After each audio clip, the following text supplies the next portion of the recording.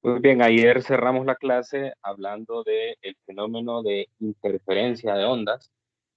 Hablamos de la interferencia en términos de las condiciones de frontera del sistema y hoy también vamos a discutir la superposición y una introducción a las ondas estacionarias. Pero antes que nada, vamos a resolver un problema de interferencia de ondas. Y pues vamos a aprovechar para introducir otro tipo de ondas, no solamente las ondas sinusoidales, sino también este principio de interferencia se aplica para cualquier onda, de cualquier tipo de forma que tengan. Entonces, en este caso vamos a considerar pulsos que sean rectangulares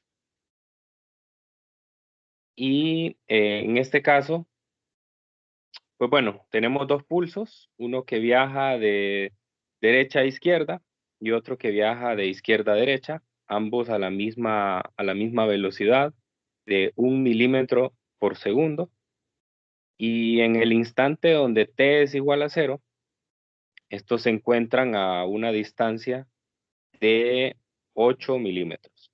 Eh, La parte frontal de la onda, normalmente se llama el frente de onda, está que cada uno está a 8 milímetros de separación. Nos dan la forma de las ondas rectangulares y se nos pide que dibujemos la forma de la cuerda en los tiempos t igual 4, t igual 6 y t igual 10 segundos. Muy bien, entonces lo primero que tengo que considerar aquí es que el pulso se mueve con velocidad constante.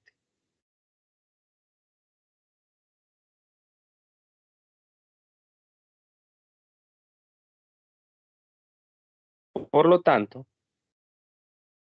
puedo decir que la velocidad se puede expresar como el desplazamiento entre el tiempo transcurrido. Así que simplemente yo tengo que despejar de esta ecuación para el desplazamiento y así poder tener una idea de cuánto se ha movido el pulso en un determinado tiempo.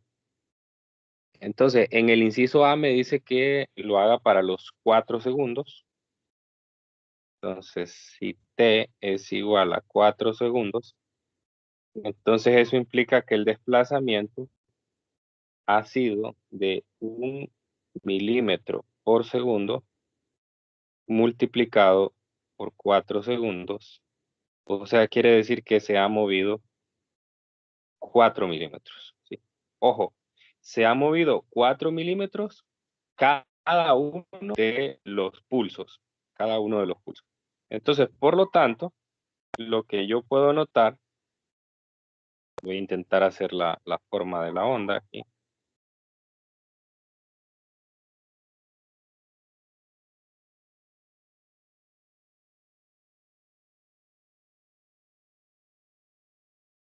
Ok. Esa sería la forma que tendríamos de la onda. Es decir, fíjese que cada uno de los pulsos, o sea, la distancia que hay entre la distancia que hay, perdón,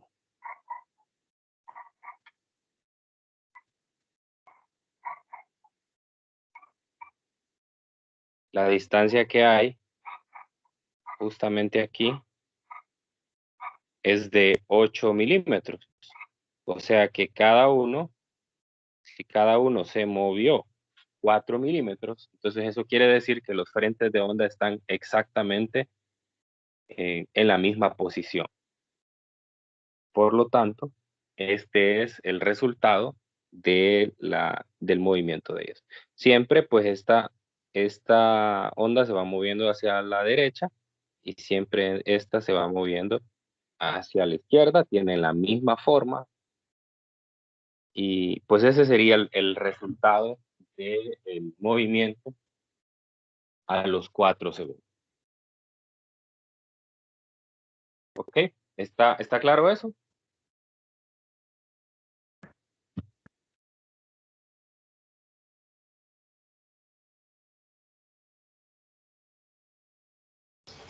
Sí, Lick. Muy bien, ahora En el inciso B, bueno, es el mismo inciso, ahora me dice a los 6 segundos. Entonces, en el caso de los 6 segundos, yo voy a tener un desplazamiento de 1 milímetro por segundo por 6 segundos. Eso quiere decir que se habrán desplazado 6 milímetros los frentes de onda, ¿no? Si se han desplazado 6, entonces quiere decir que van a haber adicionalmente otros 2 centímetros, aparte de los que ya tenemos, ¿no? Entonces, fíjese en una cosa, fíjese que exactamente la cresta de estos, voy a borrar esto que había escrito aquí. Mire que la distancia que hay entre la cresta de uno respecto a la cresta del otro son 8 más 2 más 2, entonces son 12 milímetros la distancia que hay entre las crestas. Eso quiere decir que si una onda viajó 6 milímetros y la otra viajó, una viajó 6 milímetros hacia la derecha y la otra 6 milímetros hacia la izquierda, entonces la cresta y el valle, la cresta de la izquierda y el valle de la derecha se encuentran exactamente en la misma posición. ¿Sí?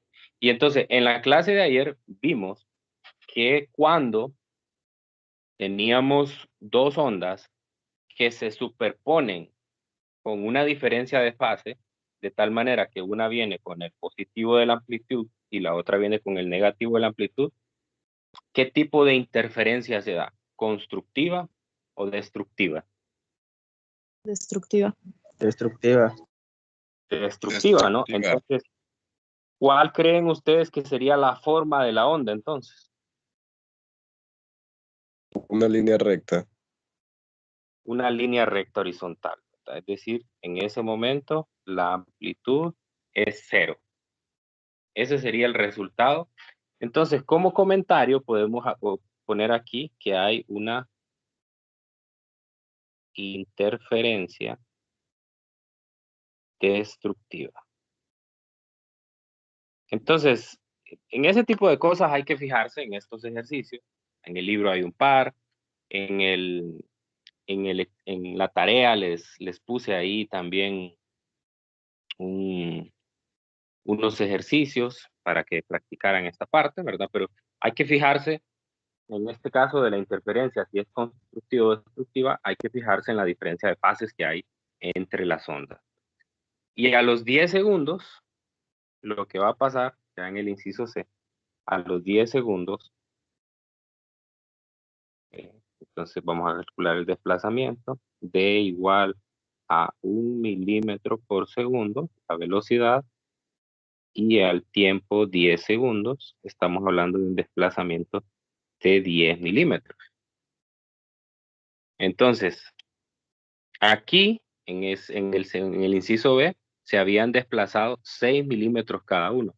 Quiere decir que adicionalmente, cada uno se va a desplazar 4 milímetros más. Pero si se fija, 4 milímetros es exactamente la anchura, por decirlo así, la anchura de la cresta o del valle. Entonces, lo que quiere decir es que la posición que se va a conseguir es exactamente cuando, por decir así, la cola de cada una de las ondas están en la misma posición. Entonces, vamos a dibujar eso. En este caso, tengo, a ver, sería aquí 1, 2, 3 y 4. Y 1, 2, 3, 1, 2, 3, 4, 1, 2, 3 y así. Ah, pues no le puse la forma geométrica porque si no va a quedar bien fea. Vamos a ver. 3, 4, 3, 4, 3, Aquí está. Esa sería. Ahora, la diferencia está en que aquí esta onda se va moviendo, esta onda se va moviendo hacia acá y esta se va moviendo hacia acá, ¿sí? Entonces, vea por qué sucede eso. Porque originalmente hay una distancia de 12 milímetros entre ellas. Y si han desplazado 10 cada uno, entonces eso implica que voy a tener adicionalmente 8 milímetros más. Entonces 8 milímetros más implica que cada uno se mueva 4 milímetros más de lo que tenía aquí, ¿verdad? En el inciso B, ¿no? Entonces, esta sería la forma que se conseguiría en el inciso C. O sea, las colas de los pulsos están exactamente en la misma posición X. Muy bien, de eso se tratan estos problemas, ¿verdad? Son problemas bastante sencillos, no tienen, digamos, mayor dificultad. ¿Podrían ustedes esperar en el examen ejercicios de estos, tal vez en la parte conceptual, ¿verdad? Que usted logre identificar en un determinado tiempo cuál es la forma que tiene la onda, ¿verdad? Tal vez no un problema de objetivos mínimos, porque pues es bastante sencillo, pero tenga en mente que las ondas se mueven a velocidad constante y también tenga en mente qué tipo de interferencia se puede conseguir, ya sea constructiva o destructiva. Bien, ¿hay alguna pregunta antes de avanzar con el siguiente tema? Y en este caso, las ondas en el instante del inciso B se cancelan completamente aun cuando las amplitudes son diferentes. No son diferentes las amplitudes, son las mismas. Una tiene 4 y la Ok, otra ok, 3. ok, sí. Em, sí se cancelan. De hecho, nosotros ayer vimos una simulación, quiero ver si no la cerré, pero realmente, aunque no tengan exactamente la misma amplitud, siempre pasa, ¿no? De hecho, aquí lo puedo poner interferencia destructiva para pulsos diferentes. Por eso me gusta esta simulación. Entonces, ahí usted puede ver que los pulsos son diferentes, pero siempre más o menos se da una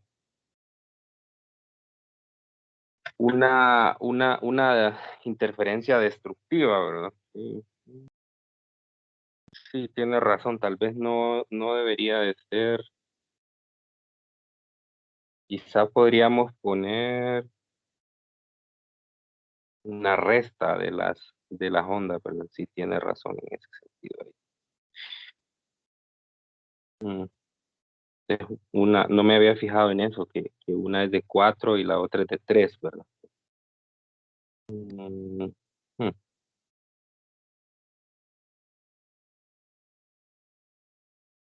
Bueno, el libro de texto, el libro de texto sí lo hace así. De hecho, de hecho, eh, de hecho, el libro de texto no diferencia realmente, eh, no diferencia esto. Entonces, en las respuestas, uno puede darse cuenta, déjame que reviso la respuesta de este. En las respuestas que están al final del libro, uno puede ver que sí colocan una interferencia destructiva completa, ¿no? Sí, aunque en realidad no debería de ocurrir, sí. En este caso, lo que podemos hacer es una resta de las amplitudes. Porque bien, lo que debe de hacer aquí, tal vez no es el mejor caso para hablar sobre esto. Quizás el mejor caso para hablar sobre qué sucede es cuando nosotros tenemos ondas sinusoidales, porque lo que hay que hacer en realidad, por ejemplo, esa simulación que yo les acabo de mencionar, utiliza el principio de superposición. El principio de superposición me dice a mí que la onda resultante es la suma de las dos funciones de onda. Entonces yo, para poder saber qué forma va a tener la onda resultante, lo que debo de hacer es sumarlas, ¿no?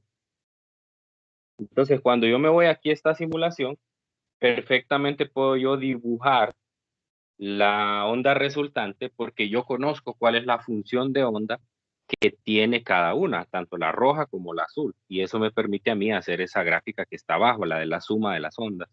Mientras que aquí, en las ondas eh, rectangulares, nosotros no podríamos hacer eso a menos que conozcamos cuál es la función que tiene. Entonces ahí es donde está la dificultad para este problema. O sea, nosotros no sabemos cuáles son estas funciones. No sabemos cuáles son esas funciones. Habría que sumarlas para saber qué es lo que pasa. Cuando nosotros sumamos, en el caso de las ondas sinusoidales, lo que sucede es que me queda aquí un 2A multiplicado por otra cosa, en el caso de la interferencia constructiva, me queda 2 veces la amplitud. Entonces, cuando yo lo sumo, entonces eso me asegura a mí que la onda va a tener el doble de la amplitud. Pero en este caso no podríamos saber exactamente la onda. Así que yo podría aceptar, digamos, un procedimiento en el cual usted me diga, bueno, como la interferencia es destructiva, es probable que las amplitudes se resten. Así que si la amplitud de una es 4 y la amplitud de la otra es 3, entonces usted puede decir, pues la onda resultante pues puede tener una amplitud de 1 milímetro, digamos, para no tener una interferencia destructiva completa y tener por ahí algo como esto.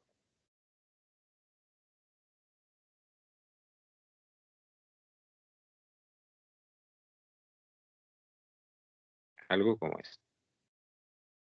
Algo así. O sea, no es una interferencia destructiva completa. Entonces, como no tenemos la función de las ondas rectangulares, podría yo aceptar ese procedimiento para hacerlo, aunque matemáticamente lo correcto, ¿verdad? Para expresar la respuesta es hacer la suma de las dos funciones de onda. Y eso podría darme la respuesta más precisa. Pero sí tiene razón, de hecho no me había percatado o no lo había pensado cuando resolví el problema, no me había puesto a pensar en esa parte de que las amplitudes son diferentes para las ondas. Entonces, le agradezco por señalarme ese punto. Está bien, no se preocupe, Lee. Más bien gracias a usted porque igual me aclaró de algunas cositas ahorita cuando explicó eso. Ok, excelente, excelente. De eso se tratan las clases. Bueno, entonces, no se preocupen por esa parte de las ondas rectangulares y todo eso, ¿verdad? Porque nosotros, para aplicar el principio de superposición, solo vamos a usar ondas sinusoidales, solamente, que es precisamente la aplicación de la cual vamos a hablar a continuación, que se conocen como las ondas estacionarias.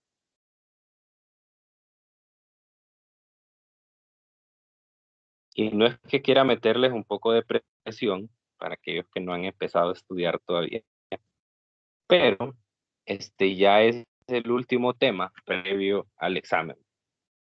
Entonces ya con esto, ya mañana nosotros estaremos cerrando. Hoy vamos a hacer toda la parte de la definición, mañana vamos a hacer unos ejercicios y ya mañana pues estaremos concluyendo el contenido previo al examen. Y antes de eso nos van a quedar dos clases, nos va a quedar la clase del jueves y nos va a quedar la clase del lunes. Entonces, en esos 2 días vamos a estar haciendo un repaso. Vamos a retomar problemas del movimiento armónico simple, vamos a retomar algunas dudas que ustedes tengan, ¿verdad? Tal vez algún ejercicio de tarea que no haya quedado muy claro. Entonces, esos días la clase va a ser un poco más libre en el sentido de que podemos pasar de un tema al otro, ¿verdad? No tan planificada como estas clases anteriores. Ok, entonces vamos a aplicar el principio de superposición. El principio de superposición me dice lo siguiente.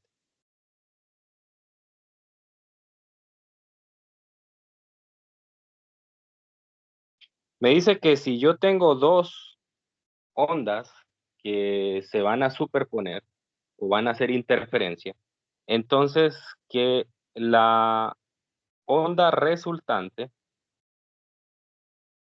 va a tener una función de onda tal que va a ser igual a la suma algebraica de las funciones de onda de cada una de las que se está superponiendo. Entonces, en este caso vamos a considerar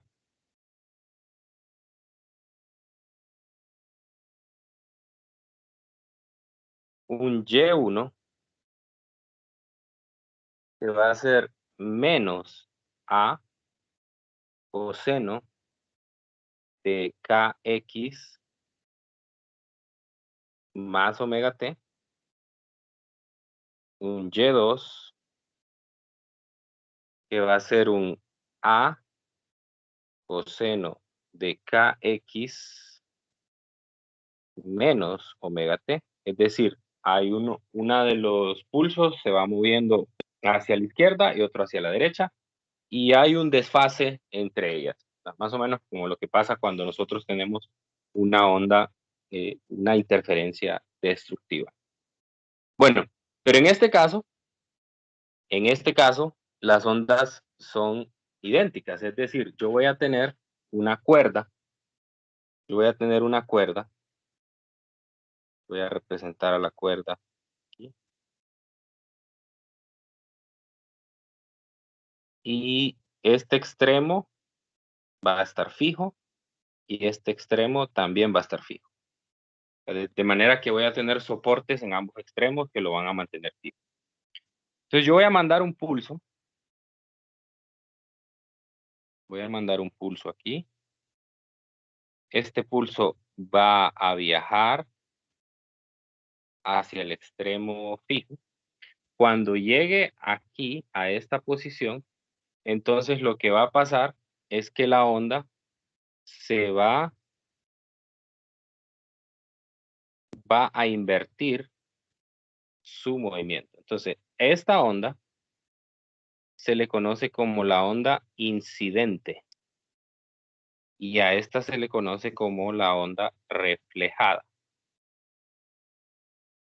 Entonces, cuando llegue al extremo fijo, esa va a cambiar su dirección. De hecho, voy a abrir la simulación de FET que teníamos antes. Es la de onda en una cuerda. Onda en una cuerda.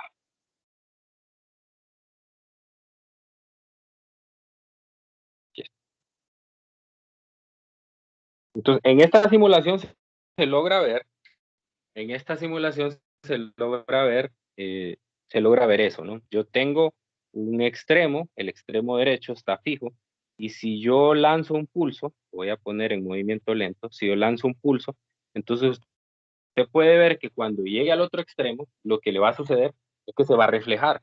Reflejar significa que va a cambiar de dirección y va a sufrir un desfase respecto a al siguiente pulso que yo mando. Bueno, aquí hay amortiguamiento, lo voy a quitar mejor porque si no, ahí está. Entonces vea lo que le pasa, se invierte y luego viaja en la otra dirección. Y cuando pasa aquí, ocurre lo mismo, ¿verdad? Es decir, la onda cuando llega a cada extremo, lo que le sucede es que se refleja y si yo lanzo otro pulso, cuando se encuentren, va a haber un fenómeno de interferencia. Entonces, ¿qué es lo que va a pasar cuando ocurra eso? Bueno, eso me lo va a decir el principio de superposición. Entonces, si yo sumo esas funciones de onda, la onda resultante, que la voy a llamar Y de xt nada más, va a ser la suma de Y1 más Y2. Y1 era menos A coseno de Kx más omega t más a coseno de kx menos omega t. ¿Ok? Entonces ahí estoy sumando las dos funciones de onda. Aquí puedo notar que tengo un factor común y es la amplitud. Saco la amplitud de factor común y me va a quedar aquí menos coseno de kx más omega t más el coseno de kx menos omega t. ¿Sí?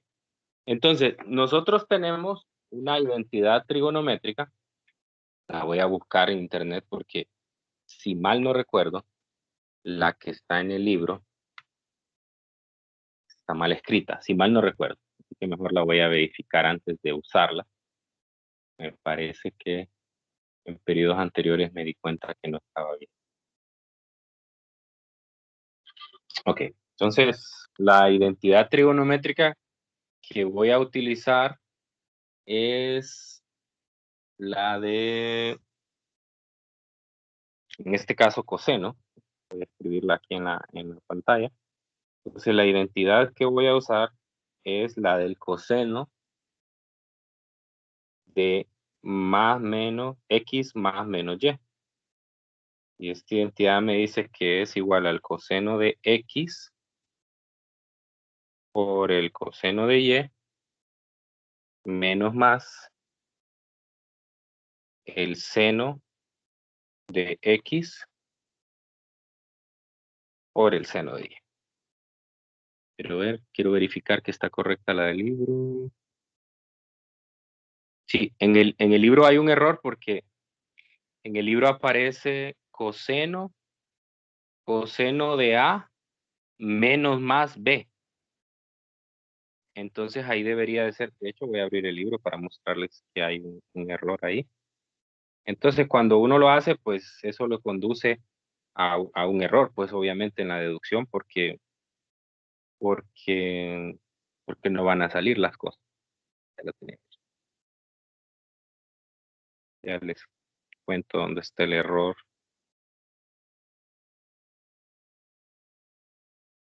Aquí está. Esta es la identidad. Entonces, el texto tiene justamente aquí coseno de menos más, ¿verdad? Y debería de ser más menos. Más menos. De manera que lo que se tiene que reflejar es que hay un cambio de signo, ¿no? Entonces, como está escrita aquí la ecuación, es que si dentro del coseno, si hay un más, entonces allá también hay un más en la derecha, si hay un menos aquí, allá hay un menos. Y es al contrario, ¿verdad? Se cambia el signo. Ok, entonces vamos a aplicar esa identidad en ambos casos. Por lo tanto, en el coseno de kx más omega t, eso me va a quedar el coseno de kx por el coseno de omega t menos el seno de kx seno de omega t. Y luego en el coseno de kx menos omega t, pues me quedaría igual aquí al inicio, kx coseno de omega t, y aquí sería un más. Seno de kx seno de omega t. Entonces ahí es donde está la diferencia, ¿verdad? Si usted no coloca correctamente los signos ahí, pues va a haber un problema, ¿no? Entonces recuerde que el primer coseno tiene un signo menos al inicio, entonces yo se lo voy a multiplicar aquí, menos. Eso implica que el primer término va a ser menos y que este va a ser más.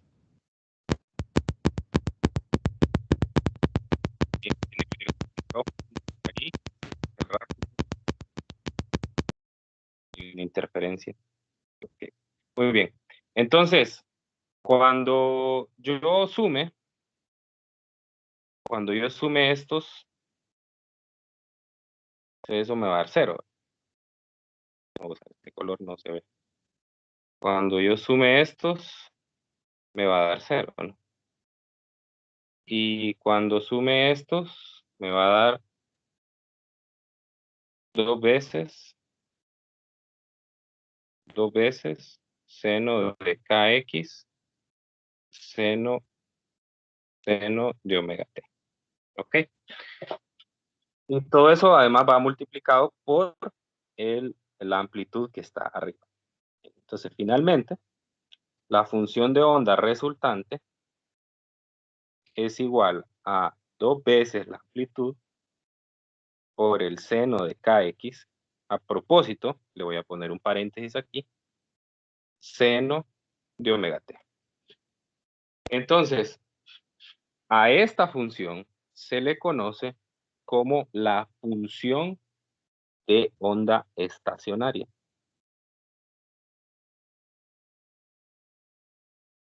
La función de onda estacionaria.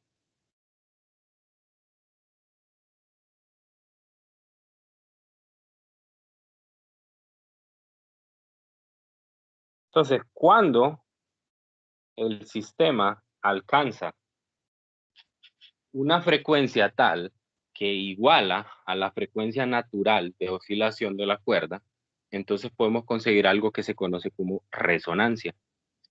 Entonces, lo que va a ocurrir es que se va a dar un fenómeno muy interesante, y eso es lo que se llama la onda estacionaria. La onda estacionaria es el resultado de continuas superposiciones. O sea, lo que quiere decir es que yo no solo estoy lanzando un pulso y luego otro, sino que lo que estoy haciendo es que estoy lanzando muchos pulsos a un periodo de tiempo definido, de manera que se me forma un patrón que se llama onda estacionaria. ¿Por qué se llama onda estacionaria? Porque cuando se alcance este patrón, nosotros vamos a ver como que la onda no se mueve, como que se dibujara un patrón tal que la onda no se mueve. Entonces voy a mostrar una simulación para que usted pueda ver eh, cómo es eso de la onda estacionaria.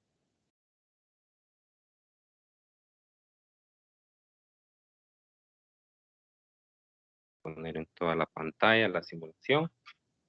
Entonces me voy aquí, tengo, quitar esto, ahí se ve bien. Y lo voy a poner,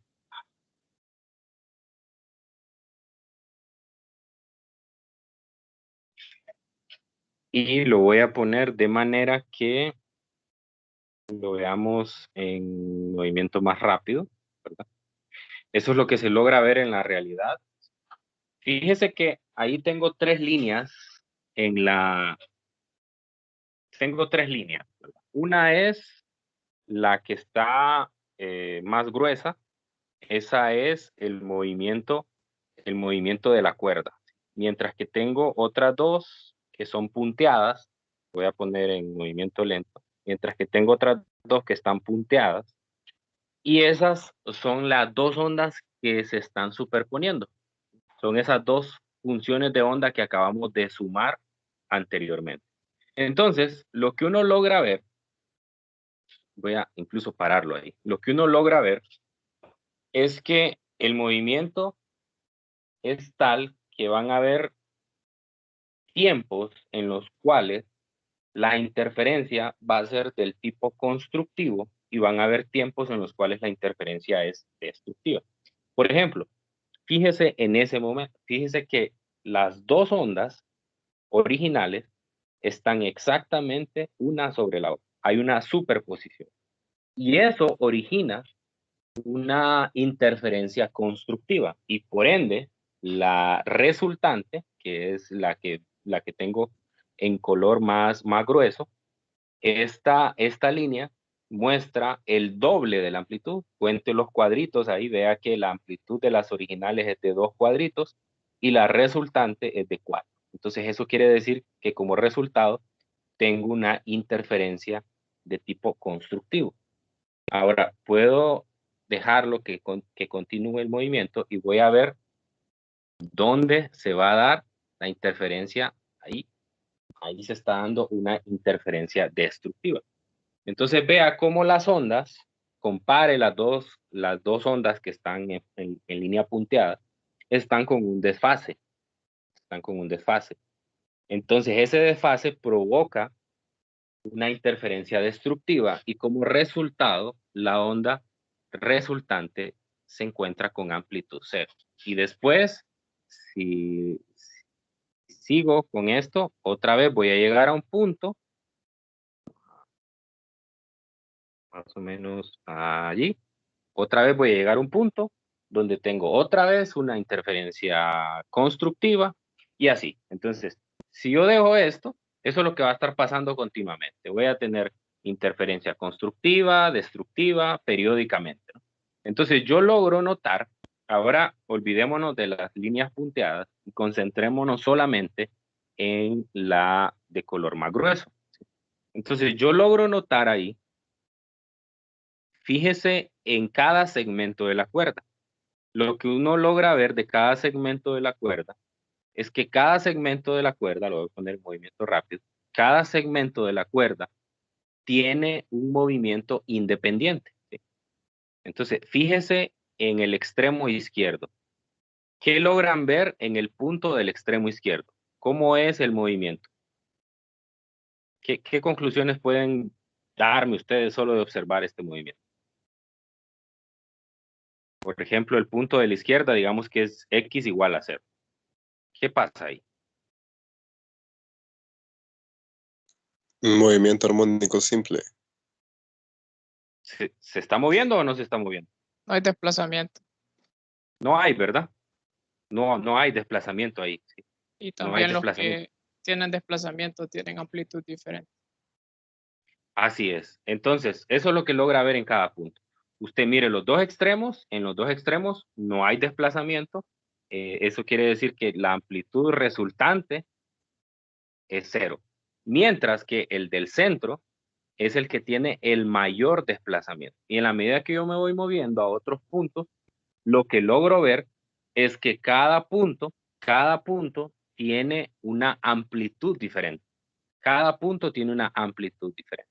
Entonces, vamos a identificar a los puntos que tienen el mínimo desplazamiento como los nodos y al punto que tiene, o a los puntos, porque pueden haber más de uno, y a los puntos que tienen el desplazamiento máximo como los antinodos. Los nodos son los que tienen desplazamiento cero resultante y los antinodos son los que tienen desplazamiento máximo. Ok, ahora, lo que puede pasar aquí es que no solo se puede generar un solo patrón como este. Yo puedo incluso irme a un siguiente patrón. Si yo cambio las condiciones de las ondas originales, entonces puedo conseguir el patrón que se conoce como el segundo armónico, ¿sí? Entonces, ¿cuál es la característica que pueden ver aquí? ¿Cuántos nodos pueden distinguir y cuántos antinodos pueden distinguir? 3 nodos, 2 antinodos. Así es. Entonces, si me voy al siguiente, entonces tengo 3 antinodos, me voy al siguiente, tengo 4 antinodos y así sucesivamente. Entonces, bajo ciertas condiciones, normalmente la condición es la frecuencia. Usted note que ahí en la parte central de la pantalla aparece la frecuencia, aparece el periodo, aparece la velocidad de la onda, la longitud de onda y la amplitud. Entonces me voy a ir al armónico fundamental. ¿Y qué logro ver ahí? La frecuencia es 0.067 Hz. 0.067 Hz. Mientras que en el segundo, usted puede ver que hay un aumento en la frecuencia. ¿Sí? Hay un aumento en la frecuencia. Pero la longitud de onda, a medida que yo voy cambiando de armónico, va disminuyendo. Entonces, aumenta la frecuencia, la longitud de onda disminuye. Entonces, esa es la característica que tiene. Entonces, lo primero que vamos a distinguir es el número del armónico que se puede conseguir es igual al número de antinodos. Entonces, así los distinguimos normalmente. Me voy al primero. Aquí solo hay un antinodo, entonces a ese se le llama el primer armónico o el primer modo fundamental, o el modo fundamental. Entonces, porque solo hay un antinodo.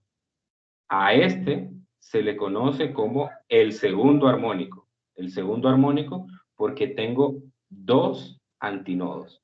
A este se le conoce como el tercer armónico porque tengo tres antinodos. A este como el cuarto armónico porque tengo cuatro antinodos y así sucesivamente. ¿Así? Entonces, si se fijan, en cada uno de los armónicos siempre va a haber un nodo más que el número de antinodos. Entonces aquí tengo dos nodos y tengo un antinodo. Aquí tengo tres nodos y dos antinodos. Aquí tengo 1, 2, 3, 4 nodos y tengo tres antinodos. Y así sucesivamente. Entonces, el número del armónico es igual al número de el número de antinodos y es igual, el número de nodos es igual a n más 1, o sea, el número del armónico más 1. Entonces, volviendo a las notas,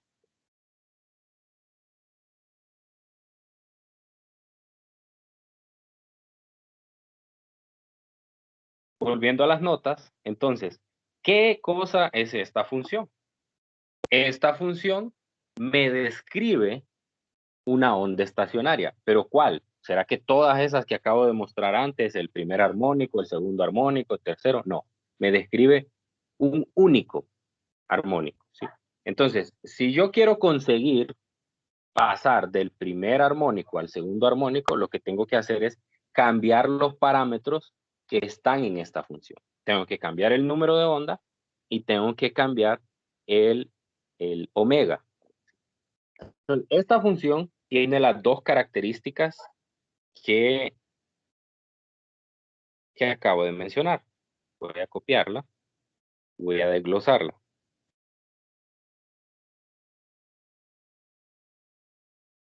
Muy bien. Entonces, esta primera parte,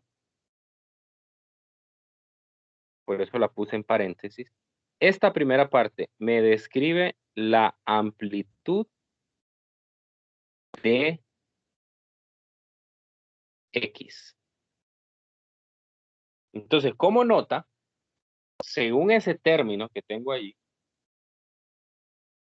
la amplitud de cada punto es diferente, porque aparece precisamente allí, en esa ecuación, aparece la coordenada X. Y eso lo logro ver en la simulación cuando reconozco que cada punto se mueve con una amplitud diferente. Voy a poner el fundamental, ¿verdad? Para que usted lo logre ver. Entonces, esa primera parte de la función de onda lo que me dice es, dependiendo de la coordenada en X, así va a ser la amplitud, ¿sí? Tengo puntos de mínima amplitud, que son nodos, y tengo puntos de máxima amplitud, que son antinodos. Eso se logra ver aquí también. ¿Qué pasa cuando tengo un antinodo? Cuando tengo un antinodo, lo que resulta es que, perdón, cuando tengo un nodo, sería un nodo, cuando tengo un nodo, entonces lo que va a pasar es que el seno de kx es igual a 0. Entonces, por lo tanto, la amplitud para ese x es 0. ¿Sí? Es 0. ¿Y qué va a pasar en un antinodo? En un antinodo voy a tener la máxima amplitud.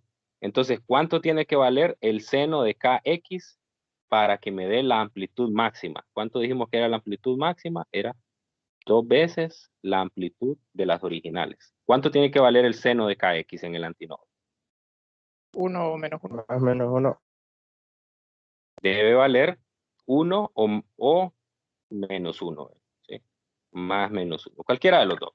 Cualquiera de los dos conduce a un resultado, ya sea cuando está en la parte superior o en la parte inferior. Entonces, como ven, la función me da todas esas características. Pero otra cosa que logro ver yo aquí es que, como uno de sus compañeros mencionó por ahí, a veces no funciona bien esa simulación. Darle tiempo, o si no la recargamos. Como mencionó uno de sus compañeros antes,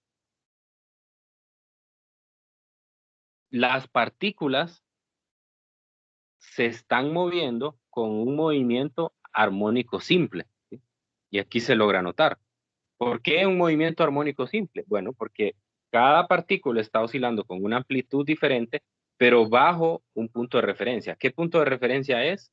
La horizontal, ¿sí?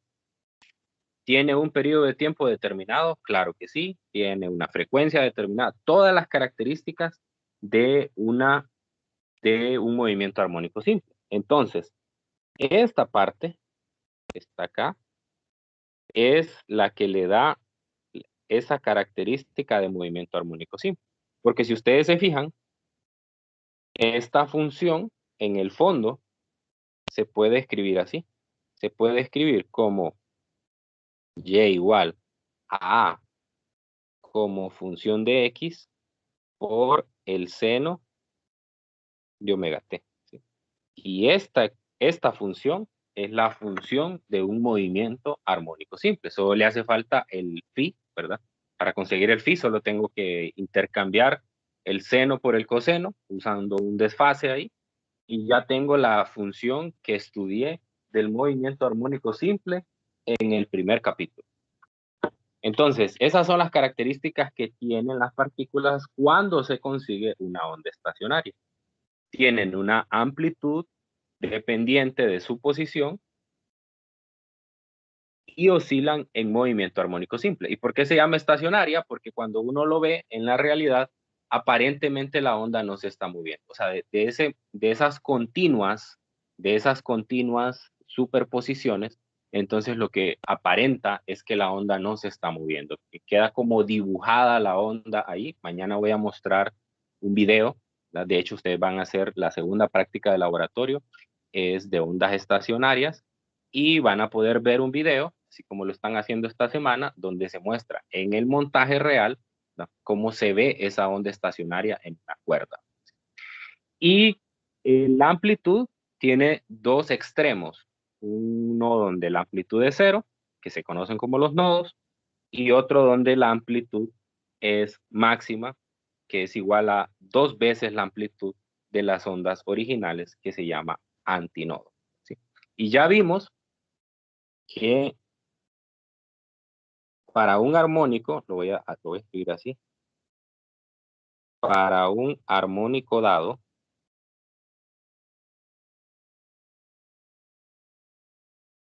n es igual al número de antinodos y n más 1 es igual al número de nodos. O sea, es decir, si yo estoy en el primer armónico, voy a tener un n igual a 1. Voy a poner un ejemplo. Por ejemplo, si estoy en el quinto armónico, entonces eso quiere decir que voy a tener 5 antinodos y voy a tener 6 nodos. Esas son las conclusiones a las que llegamos hoy. Mañana vamos a estudiar un poco más en detalle las características, dónde van a estar ubicados los nodos y los antinodos en una cuerda y cómo puedo relacionar con los valores de frecuencia. Si se fijaron en la simulación, aparece una frecuencia diferente, una longitud de onda diferente para cada armónico. Entonces, es posible determinar para un armónico en particular cuál va a ser su frecuencia, cuál va a ser su longitud de onda. Ok, entonces, por la clase de hoy lo vamos a dejar hasta ahí. No sé si hay alguna consulta final antes de cerrar. Podría mandar los simuladores. Sí, claro. Yo se los mando. Cuando les mande los enlaces de los videos, ahí les mando los enlaces a los simuladores. Está bien, gracias. Igual, este último simulador lo van a usar en la actividad interactiva de este fin de semana. Ahí hay unas actividades ahí pensadas con ese simulador. Pero igual, yo se los mando para que ya se vayan familiarizando con él. Bueno, entonces, si no hay más preguntas, pues lo dejamos hasta aquí. Nos encontramos mañana. Mañana vamos a profundizar un poco más en las ondas estacionarias. Vamos a resolver 1 o 2 ejercicios, de manera que quede un poco más claro esto.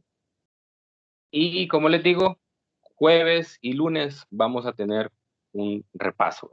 Entonces, atentos, vayan anotando todas sus preguntas, ¿verdad? Aprovechen esos días a consultar todo lo que en algún momento les ha quedado ahí como duda, para que en el examen ya no tengan esa duda, sino que ya vayan mejor preparados. Bueno, entonces cuídense mucho, que tengan un feliz día. Nos vemos. Estamos listos el día. Gracias, Lick. Nos vemos. Estamos listos.